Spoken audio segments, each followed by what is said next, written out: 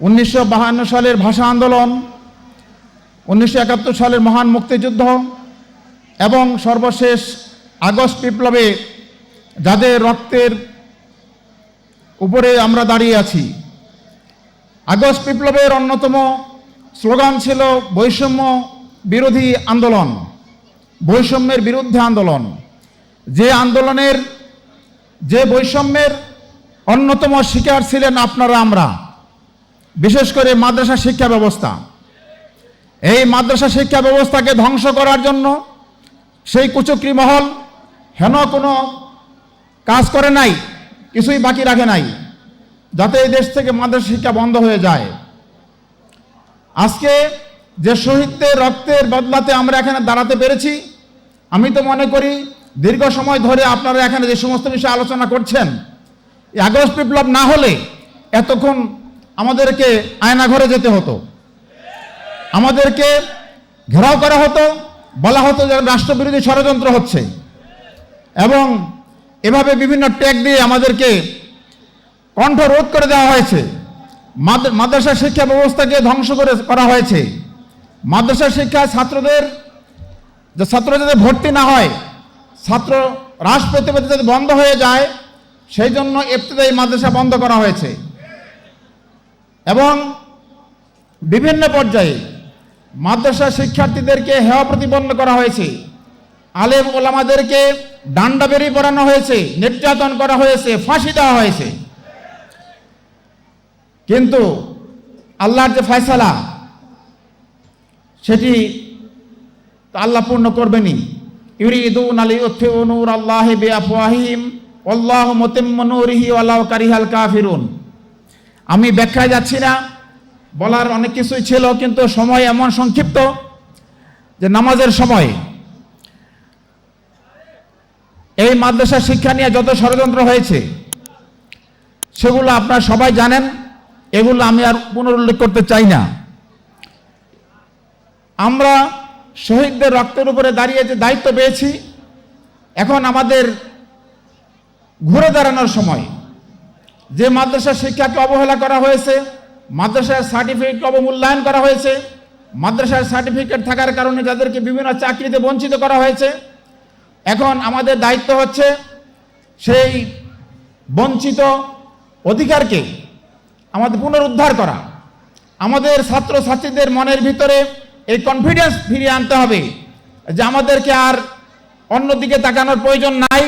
আমার সার্টিফিকেট আমার মূল্যায়ন করবে, আমি স্বকীয় পরিচয়ে পরিচিত হব, সমাজের আমার আসল জায়গাটি আমার যোগ্যতার বলে ছিনিয়ে আনব।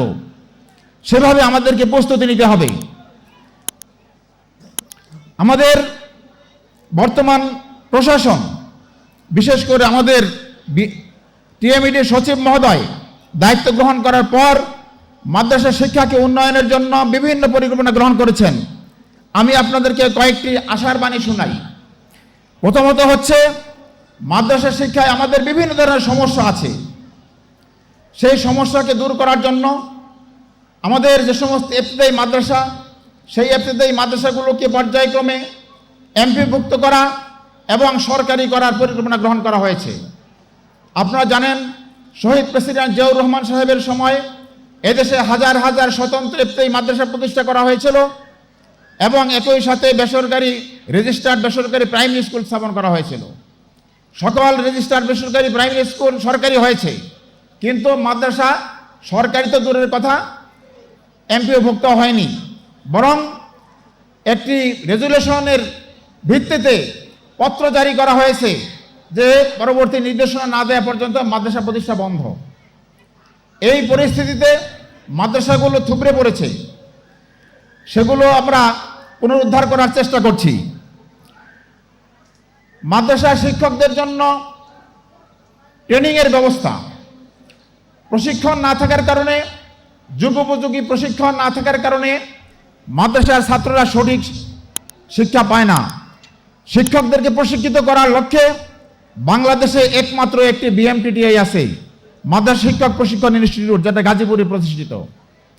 আমরা হিসাব করে দেখেছি, একজন শিক্ষক সেখানে, মাদ্রাসার শিক্ষক সেখানে ট্রেনিং পাওয়ার পর পুনরায় অন্য কোনো একটা কোর্সে আসার জন্য সিরিয়াল পেতে তার 40 বছর লাগবে। 40 বছর পরে উনি আবার ট্রেনিং পাবেন। তাহলে তো এই ব্যক্তিকে কবর থেকে তুলে আনতে হবে। এই অবস্থার অবসানের জন্য পরিকল্পনা গ্রহণ করা হয়েছে, সচিব মহোদয় করেছেন। সেটি হচ্ছে আপাতত প্রতিটি বিভাগে একটি বিএমটিটিআই স্থাপন করা। ইবতেদায়ী মাদ্রাসার শিক্ষকদের প্রশিক্ষণের জন্য পিটিআই এর আলোকে ইটিআই প্রতিষ্ঠা করা প্রতিটি জেলায়। মাদ্রাসার ছাত্রদের জন্য, বিশেষ করে ইবতেদায়ী ছাত্রদের জন্য বৃত্তি চালু করা, তাদের জন্য মিড ডে মিল চালু করা, এইসব ব্যবস্থার পরিকল্পনা গ্রহণ করা হয়েছে। এবং ইতিমধ্যেই মাদ্রাসা শিক্ষার অতীত, বর্তমান, ভবিষ্যৎ এই শিরোনামে রাষ্ট্রীয় পর্যায়ে সচিব মহোদয়ের উদ্যোগে আন্তর্জাতিক মাতৃভাষা ইনস্টিটিউটে দিনব্যাপী একটি সেমিনার অনুষ্ঠিত হয়েছে। সেখানে অংশ করে গ্রহণকারী স্টেক হোল্ডার, বিভিন্ন মাদ্রাসা প্রধান, ছাত্র এবং বিভিন্ন পণ্ডিত ব্যক্তিত্ব তারা স্বীকার করেছেন যে এ পর্যন্ত বাংলাদেশে এই ধরনের সরকারি উদ্যোগে কোনো সেমিনার অনুষ্ঠিত হয়নি, যেটি এখন অনুষ্ঠিত হয়েছে। আমরা বোর্ডের উদ্যোগেও 2 দিনব্যাপী কর্মশালা করেছি। মাদ্রাসা শিক্ষার সিলেবাসকে উন্নত করার জন্য আমাদের পরিকল্পনা গ্রহণ করতে হচ্ছে। এভাবে আমরা চেষ্টা চালিয়ে যাচ্ছি মাদ্রাসা ছাত্র যাতে কওমি মাদ্রাসা থেকেও আসতে পারে, যেটি পূর্বে ছিল নবম শ্রেণীতে ভর্তি, আমরা সেটি চালু করার চেষ্টা করছি। ইতিমধ্যে আমরা সিদ্ধান্ত নিয়েছি, মন্ত্রণালয়ের পক্ষ থেকে বলা হয়েছে যে দাখিলে 6ষ্ঠ শ্রেণীতে যে রেজিস্ট্রেশন সেটা চলবে, সাথে সাথে ক্লাস 9এও রেজিস্ট্রেশন করা হবে। এখন আমাদের আত্মসমালোচনা করতে হবে। আমরা যারা মাদ্রাসার ছাত্র ছিলাম, আমাদের আসাতাজায়ে কেরাম আমাদেরকে যেভাবে মানুষ করার চেষ্টা করেছেন, এখলাসের সাথে, ঐকান্তিকতার সাথে, আমরা যারা বর্তমানে এই ধারার শিক্ষা ব্যবস্থার সাথে আছি, দায়িত্বে আছি, আমাদেরকে সেই কথা মনে করতে হবে যে আমরা কি সেভাবে খলুসিয়তের সাথে ছাত্রছাত্রীদেরকে মানুষ করার জন্য চেষ্টা করি কিনা, নাকি শুধু চাকরির উদ্দেশ্যে ক্লাসে আসি ফিরে যাই। আমাদের আত্মসমালোচনা করতে হবে, আমাদের দায়িত্বটি সঠিকভাবে পালন করতে হবে, যাতে আমাদের ছাত্ররা ভবিষ্যতে যার যার যোগ্যতা অনুসারে উচ্চ আসনে আসীন হতে পারে, সেভাবে তাদের গড়ে তুলতে হবে। সর্বোপরি এই দেশ থেকে 28 লক্ষ কোটি টাকা পাচার হয়েছে, এই পাচারের সাথে জড়িত কারা ছিল? তারা তো সকলেই তথাকথিত শিক্ষিত এবং উচ্চ শিক্ষিত ছিল, কিন্তু তারা মানুষ হতে পারে নাই। তাদের মধ্যে মনুষ্যত্ব ছিল না, দেশপ্রেম ছিল না, মানবতাবোধ ছিল না, মানবতার প্রতি শ্রদ্ধাবোধ ছিল না। তাদের প্রধান টার্গেট ছিল, তাদের প্রধান অন্তরায় ছিল এই সমস্ত অপকর্ম করার ইসলাম এবং ইসলামী শিক্ষা। সেই ইসলাম এবং ইসলামী শিক্ষাকে ধ্বংস করার জন্য তারা এই সমস্ত অপকর্মগুলো করেছে। আমরা চাই আমাদের দেশের ভবিষ্যৎ, যারা এই দেশকে নেতৃত্ব দেবে, ইসলামী মূল্যবোধ সম্পন্ন, ওহীভিত্তিক শিক্ষা, যাদের অন্তরের ভিতরে তাকওয়া থাকবে, তারাই এই দেশের নেতৃত্ব দিবে। এবং সেই নেতৃত্বকে তৈরি করার জন্য মাদ্রাসা শিক্ষা ব্যবস্থা তথা ইসলামী শিক্ষা ব্যবস্থাই হচ্ছে একমাত্র শিক্ষা ব্যবস্থা। এর কোনো বিকল্প নাই, যেটি আমরা ইতিমধ্যে প্রমাণ পেয়েছি। সম্মানিত উপস্থিতি, আমি আমার বক্তব্য দীর্ঘায়িত করছি না। আপনাদের সকলকে ধন্যবাদ জানিয়ে এবং মোবারকবাদ জানিয়ে আমি শেষ করতে চাচ্ছি। আমাকে এখানে আমন্ত্রণ করার জন্য শুকরিয়া জ্ঞাপন করছি। সেই সাথে সাথে আমরা যাতে ভবিষ্যতে আমাদের উপর অর্পিত দায়িত্ব যথাযথভাবে পালন করতে পারি, সেই তৌফিক যেন আল্লাহ দেন, সেই দোয়া, সহযোগিতা এবং পরামর্শ কামনা করে শেষ করছি। আখিরি দাওয়ানা আলহামদুলিল্লাহি রাব্বিল আলামিন।